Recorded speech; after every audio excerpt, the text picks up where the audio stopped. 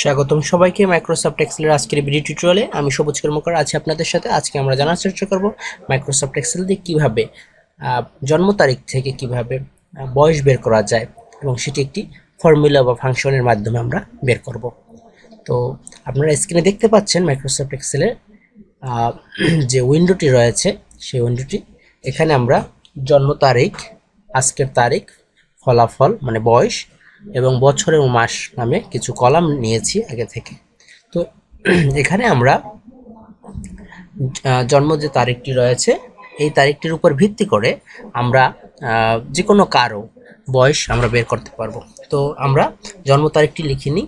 তো আমি বলে রাখি যে জন্ম তারিখ লেখার ক্ষেত্রে আমরা প্রথমে যে ডিজিটটি বা যে সংখ্যাটি লিখব সেটি মূলত আসলে মাসের নাম। তাহলে B5 হচ্ছে মাস, অর্থাৎ 5ই বলতে হচ্ছে মে মাস। এরপর আমরা দেব তারিখ, অর্থাৎ দিনের সংখ্যা, যেমন 21 দিন বা 22 দিন, যেটাই হয় না কেন সেটা। তারপর আমরা দেব যে যে সালে জন্মগ্রহণ করেছে ব্যক্তি সেই সালটা, যেমন ধরুন 2000 সাল। তাহলে এখানে আমরা প্রথমে আমরা দেব মাসের নাম, তারপর দিনের নাম, তারপর বছরের। তো এটি হচ্ছে মাইক্রোসফট এক্সেলের ডেটের ফরম্যাটটা। এটি লেখার পর তারপর আজকের যে তারিখটি এটি আপনার লিখতে হবে না, এটি একটি ফাংশনের মাধ্যমে আমরা করব। টু ডে ফাংশন রয়েছে একটি, to day function.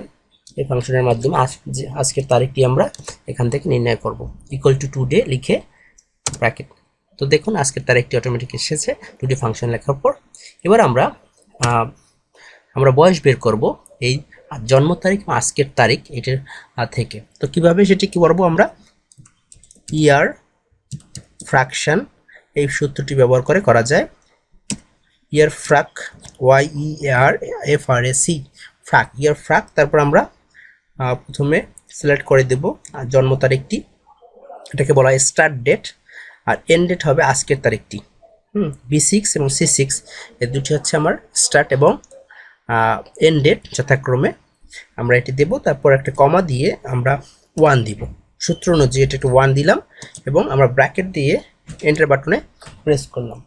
Enter button press করার পর আমরা দেখতে পাবো যে তারিখটি এখানে ফলাফল এসেছে। সেই ফলাফলটি হচ্ছে 18 বছর এবং 8 মাস। দেখুন, তাহলে আমরা 18, এটি হচ্ছে আমার 18 বছর আর মাসটা হচ্ছে 8 মাস।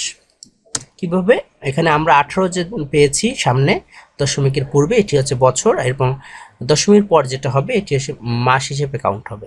তাহলে আমরা 18 বছর 8 মাস হিসেবটা ধরলাম, যার জন্ম 21/5/2000 সালে। সেই আজকের ডেট অনুযায়ী আমরা তার বয়স হবে 18 বছর 8 মাস। এটি হচ্ছে ইয়ার ফ্র্যাক ফাংশনের মাধ্যমে তৈরি করা হয়েছে।